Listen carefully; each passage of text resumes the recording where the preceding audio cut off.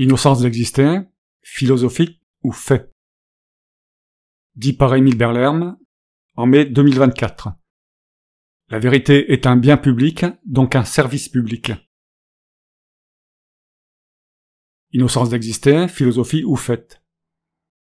L'innocence d'exister n'est-elle qu'une philosophie, une simple notion, produite par empathie, ou bien est-elle un fait? Je vais tenter de démontrer qu'il s'agit bien d'un fait réel, tout en sachant que l'on peut philosopher sur des faits réels, et donc qu'il est possible de philosopher sur l'innocence d'exister. Ce n'est pas par bonté d'âme que cette idée d'innocence d'exister permanente m'est venue. Peut-être d'ailleurs d'autres l'ont-ils eu avant moi.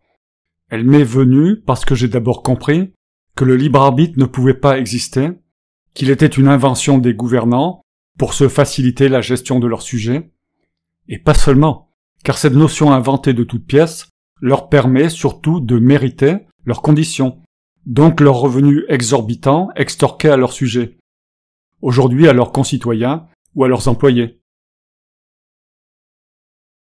Le natalisme est un mot qui est basé sur un fait. Ce fait est le principe de la vie qui est la reproduction, sans raison, sans conscience, un pur mécanisme qui ne se soucie nullement de la souffrance et de la mort des individus, et surtout de son absurdité. La philosophie peut discuter des mécanismes de la vie, c'est son boulot. Elle peut donc lui donner un nom particulier et discuter de natalisme. Le philosophe intelligent connaît les mots et peut facilement édifier leur contraire. Il était donc facile d'imaginer l'antinatalisme. L'antinatalisme est une pure construction de l'esprit. Il ne représente pas un fait réel de la vie. Je ne parle pas du fait que la vie bouffe la vie sans vergogne. Mais il est né de l'intelligence humaine qui se préoccupe de la souffrance, de la mort et de l'absurdité de l'existence. Plutôt que de se répandre comme des lapins dans le système solaire et ailleurs si possible, voyons plutôt à éviter d'abord souffrance et mort inutiles, ce qui serait la preuve de cette fameuse intelligence humaine dont nos dirigeants se vantent alors qu'ils sont au contraire le résultat de la sélection des plus stupides d'entre nous. Contrairement à l'antinatalisme, l'innocence d'exister est basée sur un fait. Elle représente un fait qui est celui de l'absence de responsabilité de tout ce qui existe, car ce qui existe l'est toujours sans l'avoir demandé. Nous, humains, avons tous été mis devant le fait accompli et pouvons en être conscients. J'ai appelé cette absence de responsabilité universelle la responsabilité. L'univers est irresponsable. La vie est issue des mécanismes de l'univers, donc sont eux également irresponsables. La vie n'est que mécanisme. L'humain est un être vivant, il est tout aussi irresponsable que l'univers. L'humain est innocent d'exister, et c'est un fait, car un mécanisme est innocent de ses mécanismes. Il ne fait que fonctionner.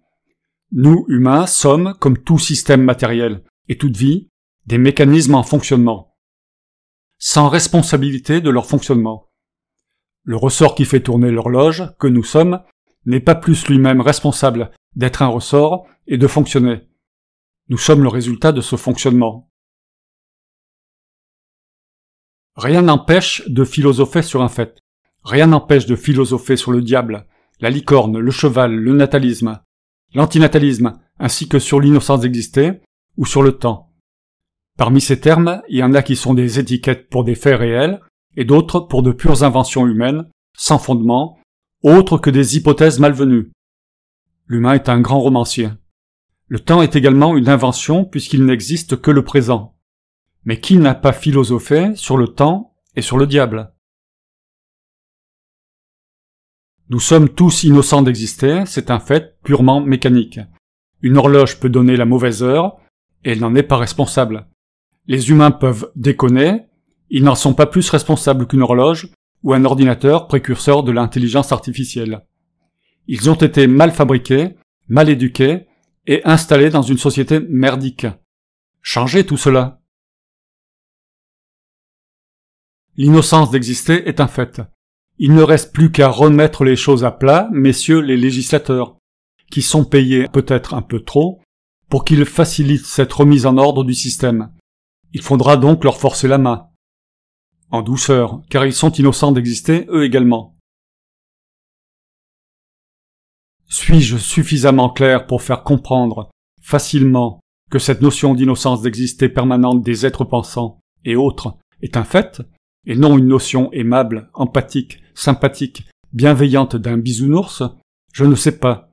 J'espère que vous, les auditeurs-lecteurs, avez compris, et que vous trouverez un meilleur moyen d'exprimer la réalité de ce fait qu'est l'innocence d'exister. En tout cas, bonne chance à l'humanité, aussi restreinte en quantité que possible. Pour rabâcher, le natalisme est un terme qui est l'étiquette d'un fait animal, un fait de la vie, un fait naturel, un fait mécanique existentiel. La vie est nataliste par définition. La nature est nataliste. Alors que l'antinatalisme est une réflexion humaine sur le natalisme et sur son absurdité. L'absurdité de l'existence, c'est de la philosophie pure. L'antinatalisme est sorti du cerveau humain par opposition au natalisme naturel. L'antinatalisme est artificiel. L'innocence d'exister est, comme le natalisme, une étiquette, mais elle est basée sur le fait que la vie est un mécanisme qui ne peut être responsable d'être ce qu'il est.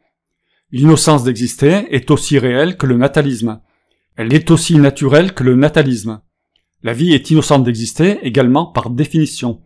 La nature est innocente d'exister. Les antinatalistes peuvent s'appuyer sur le fait innocence d'exister. L'innocence d'exister n'est pas une bondieuserie, c'est du simple rationalisme descriptif. Nous sommes innocents d'exister, comme toute vie, parce que nous avons été construits et que nos mécanismes mentaux, et surtout verbaux, ne nous désengagent pas ni ne nous libèrent de ces mécanismes pour faire de nous des êtres responsables supérieurs, sortis de l'animalité, des quasi-dieux indépendants de l'univers. C'est impossible. Nous sommes, juste, des individus autonomisés par apprentissage, comme tous les animaux. Nous sommes des animaux, des mécanismes de la nature, engendrés par ces mécanismes. Nous devons tous utiliser l'innocence d'exister, car c'est un fait réel du quotidien, de tous les humains. Aux antinatalistes, comprenez bien ceci. Ceux qui utilisent le natalisme soi-disant parce que c'est la nature de la vie, doivent admettre également que l'innocence d'exister est tout aussi naturelle. Les antinatalistes et tous ceux qui luttent contre l'absurdité du monde humain doivent utiliser ce fait naturel. Nous sommes, nous les humains, innocents d'exister, donc innocents de nos actes tout au long de notre vie. Cela ne signifie en rien que nous n'avons pas à être éduqués et que nous n'aurons pas des fautes d'éducation à corriger, mais une bonne compréhension de ce que nous sommes améliorera le système éducatif et le système judiciaire. Et merci de travailler la question et de transmettre.